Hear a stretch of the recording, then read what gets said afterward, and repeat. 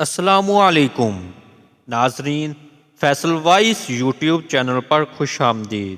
ناظرین، انسان میں کیا طاقت ہے جو رب کے کلام کے فضائل اور اس کے فوائد کو پورے طور پر بیان کر سکے؟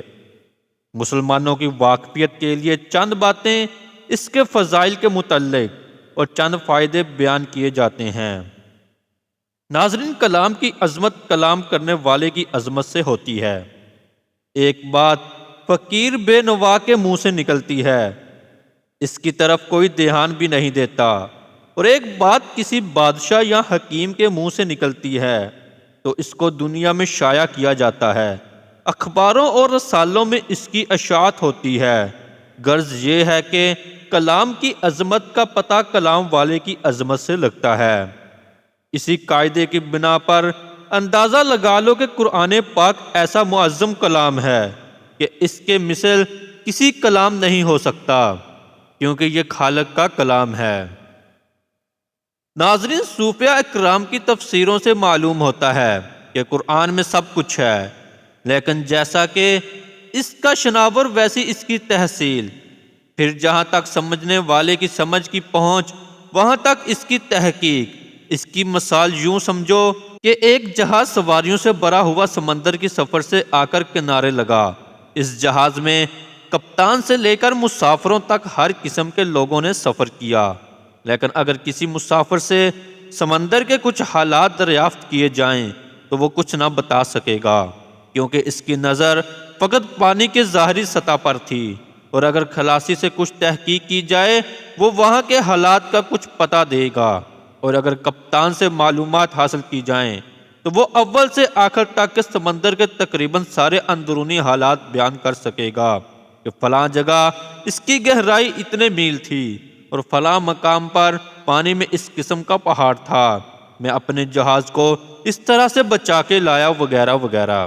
ناظرین، اسی طرح قرآن کریم ہم بھی پڑھتے ہیں، اور امام اعظم ابو حنیفہ رضی اللہ عنہ بھی پڑھتے تھے، اور صحابہ اکرام بھی اس قرآن کی تلاوت کرتے تھے، اور نبی کریم صلی اللہ علیہ وآلہ وسلم نے بھی اس قرآن پاک کو پڑھا۔ کتاب تو ایک ہی ہے، لیکن پڑھنے والوں کے ذہن کی رسائی کی انتہائیں الگ الگ ہماری نگاہ فقط ظاہری الفاظ تک ہی بمشکل پہنچتی ہیں۔ یہ حضرات بقدر و وسعت علمی اس کی تہ تک پہنچ کر مسائل اور فوائد کو نکال لیتے ہیں۔ ناظرین، حضرت عمر رضی اللہ عنہ نے حضور صلی اللہ علیہ وآلہ وسلم سے 12 سال میں سورۃ البقرہ پڑھی۔ اب بتاؤ، پڑھنے والے فاروق اعظم جیسے صاحب کمال، پڑھانے والے خود صاحب قرآن صلی اللہ علیہ وآلہ وسلم، اور 12 سال کی مدت، بتاؤ کہ آقا نے کیا کیا نہ دیا ہوگا، اور ان کے نیاز مند خادم حضرت فاروق رضی اللہ تعالی عنہ نے کیا کیا نہ لیا ہوگا۔ ناظرین، ایک مرتبہ حضرت جبرائیل قرآن کی آیات الف لام میم لے کر آئے۔ عرض کیا الف، حضور صلی اللہ علیہ وآلہ وسلم نے فرمایا میں نے جان لیا۔ عرض کیا لام، فرمایا یقین کر لیا۔ عرض کیا میم، تو فرمایا اس کا کرم ہے۔ جبرائیل امین کہنے لگے حضور آپ نے کیا سمجھا اور کیا جانا؟ میں تو کچھ بھی نہ سمجھا۔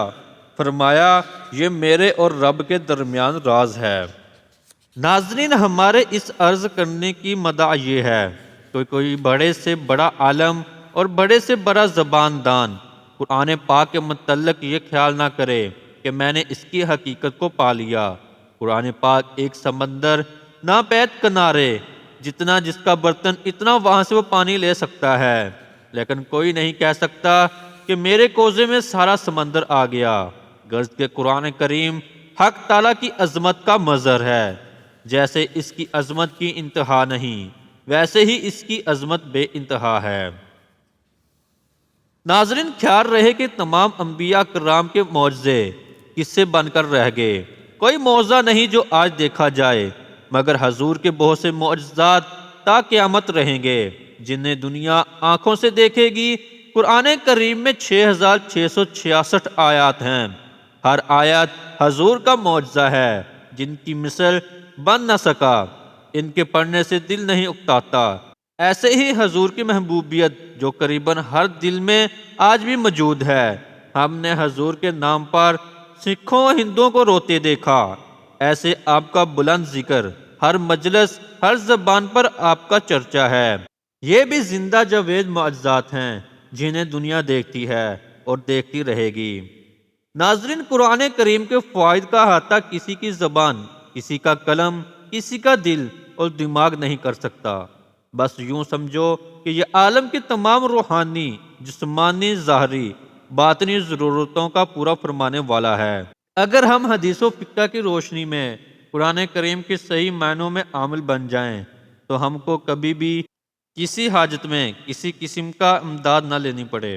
ناظرین، آفتاب وہ نور ہے جو ایک وقت میں آدھی زمین کو چمکاتا ہے اور پھر ظاہر کو چمکاتا ہے اور اپنے سامنے والے کو چمکاتا ہے، اور پھر بادل کی وجہ سے اس کی روشنی پھیکی پڑ جاتی ہے، کبھی اس کو گرہن بھی لگتا ہے، دن بھر میں 3 پلٹے کھاتا ہے، صبح اور شام کو ہلکا اور دوپہر کو تیز۔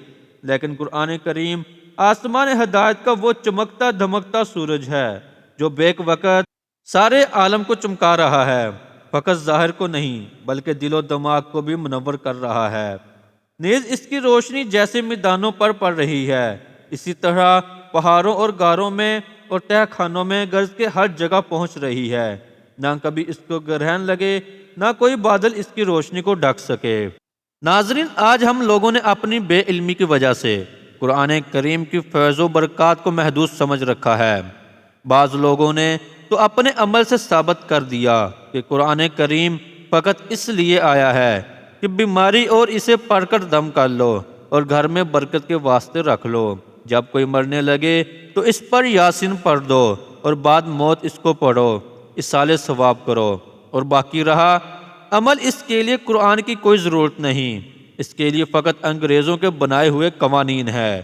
چنانچہ بعض جگہ کے مسلمانوں نے اپنی خوشی سے اسلامی قوانین کے مقابلہ میں ہندوؤں یا عیسائیوں کے قانونوں کو اپنے پر لازم کر لیا ہے، جیسے کہ پنجاب کے زمیندار کاٹھیا واٹر کے عام مسلمان کہ انہوں نے میراث سے اپنی لڑکیوں کو قانونی طور پر محروم کر دیا اور اپنی صورت و سیرت، طریق زندگانی، لباس وغیرہ میں یکدم غیروں سے مل گئے، اور بعض نے یہ کہنا شروع کیا کہ قرآن فقط عمل کے لیے آیا ہے، اس کی تلاوت کرنا، اس سے دم کرنا، تعویذ کرنا یا اس سے صالح ثواب کرنا اس کے نزول کی حکمت کے خلاف ہے۔ قرآن عمل کے لیے اترا ہے، نہ کہ طبابت اور چھومنتر کے لیے۔ وہ کہتے ہیں کہ قرآن پاک ایک نسخہ ہے، نسخے کے فقط پڑھتے رہنے سے شفا نہیں ملتی بلکہ اس کو استعمال کرنا چاہیے۔ یہ وہ خیال و فاسد ہے جو پڑھے لکھوں کے دماغ میں بھی گھوم رہا ہے۔ ناظرین، ہم اپنے مال و بدن کے اعضاء سے بہت سے کام لیتے ہیں کہ آنکھ سے دیکھتے بھی ہیں، روتے بھی ہیں، اور اس میں سرما لگا کر زینت بھی حاصل کرتے ہیں، ہاتھ سے پکڑتے بھی اور مار کو روکتے بھی ہیں، زبان سے کھاتے بھی ہیں، بولتے بھی ہیں، کھانے کی لذت اور اس کی سردی گرمی بھی محسوس کرتے ہیں، اور ایک ہی پھونک سے گرم چائے بھی ٹھنڈی کرتے ہیں، سردیوں میں انگلیاں بھی گرم کرتے ہیں، آگ جلاتے بھی ہیں، چراغ بجھاتے بھی ہیں۔ اسی طرح عبادت میں سدا ایسی مسلطیں ہیں، روزہ عبادت بھی ہے، قسم وغیرہ کا کفارہ بھی، جو غریب نکاح نہ کر سکے اس کے لیے شہود توڑنے کا ذریعہ بھی۔ اسی قرآن کریم سدا دینی اور دنیاوی فائدے لے کر اترا۔ نماز قرآن کے ذریعے سے ادا ہو، کھانا وغیرہ قرآن پڑھ کر شروع کرو، شاہی قوانین قرآن سے حاصل کرو، بیمار پر قرآن پڑھ کر دم کرو یا تعویذ لکھ کر گلے میں ڈال، ثواب کے لیے اس کو پڑھو، عمل اس پر کرو، غرض کہ یہ قرآن بادشاہ کے لیے قانون، غازی کے لیے تلوار، بیمار کے لیے شفا، غریب کا سہارا، کمزور کا عصا، بچوں کا تعویذ اور بے ایمان کے لیے ہدایت ہے۔ ناظرین، حدیث شریف میں ہے، جس گھر میں روزانہ سورۃ البقرہ پڑھی جائے وہ گھر شیطان سے محفوظ رہتا ہے، لہذا جنات کی بیماریوں سے بھی محفوظ رہے گا۔ قیامت کے دن سورۃ البقرہ اور سورۃ آل عمران لوگوں پر سایہ کریں گے اور ان کی شفاعت کریں گے جو دنیا میں قرآن پاک کی تلاوت کے عادی تھے۔ جو شخص آیت الکرسی صبح شام اور سوتے وقت پڑھ لیا کرے تو اس کا گھر انشاءاللہ آگ کے لگنے اور چوری ہونے سے محفوظ رہے گا۔ ناظرین، سورۃ الاخلاص کا ثواب تہائی قرآن کے برابر ہے، اس لیے ختم فاتحہ میں اس کو 3 بار پڑھتے ہیں۔ جو شخص قرآن پڑھے اور اس پر عمل کرے تو قیامت کے دن اس کے ماں باپ کو ایسا تاج پہنایا جائے گا جس کی چمک و آفتاب سے کہیں بڑھ کر ہوگی۔ قرآن پاک دیکھ کر پڑھنے میں دوہرا ثواب ملتا ہے اور بغیر دیکھ کر پڑھنے میں ایک ثواب۔ چند چیزوں کا دیکھنا عبادت ہے: قرآن پاک کعبہ معظمہ، ماں باپ کا چہرہ محبت سے اور عالم دین کی شکل دیکھنا عقیدت سے، وغیرہ وغیرہ۔ ناظرین، قرآن پاک کی تلاوت اور موت کی یاد دل کو اس طرح صاف کر دیتی ہے جیسے کہ زنگ آلود لوہے کو۔ جو شخص کے قرآن پاک کی تلاوت میں اتنا مشغول ہو کہ کوئی دعا نہ مانگ سکے تو خداوند تعالیٰ اس کو مانگنے والوں سے زیادہ دیتا ہے۔ جو شخص ہر رات سورۃ الواقعہ پڑھا کرے انشاءاللہ کبھی فاقہ نہ ہوگا۔ سورۃ الالف لام میم تنزیل پڑھنے والا جب قبر میں پہنچتا ہے تو یہ سورت اس طرح اس کی شفاعت کرتی ہے کہ اے اللہ، اگر میں تیرا کلام ہوں تو اس کو بخش دے، ورنہ تو مجھے اپنی کتاب سے نکال دے۔ اور میت کو اس طرح ڈھک لیتی ہے جیسے چڑیا اپنے پروں سے اپنے بچوں کو، اور اسے عذاب سے بچاتی ہے۔ جو شخص سورۃ یاسین اول دن میں دوپہر سے پہلے پڑھنے کا عادی ہو تو اس کی حاجتیں پوری ہوتی ہیں۔ ناظرین، سورۃ یاسین شریف پڑھنے سے تمام گناہ معاف ہوتے ہیں اور مشکلیں آسان ہوتی ہے، لہذا اس کو بیماروں پر پڑھو۔ ناظرین، سوتے وقت قل یا ایھا الکافرون پڑھنے والا انشاءاللہ تعالیٰ کفر سے محفوظ رہے گا، یعنی اس کا خاتمہ بالخیر ہوگا۔ سورۃ الفلق اور سورۃ الناس پڑھنے سے آندھی اور اندھیری دور ہوتی ہے، اور اس کو پابندی سے پڑھنے والا انشاءاللہ جادو سے محفوظ رہے گا۔ ناظرین، ہماری آج کی ویڈیو آپ کو کیسی لگی؟ لائک اور کمنٹ کر کے ضرور بتائیے گا۔ ملتے ہیں اپنی اگلی نئی ویڈیو میں، تب تک اپنا بہت سارا خیال رکھیے گا۔ اللہ حافظ۔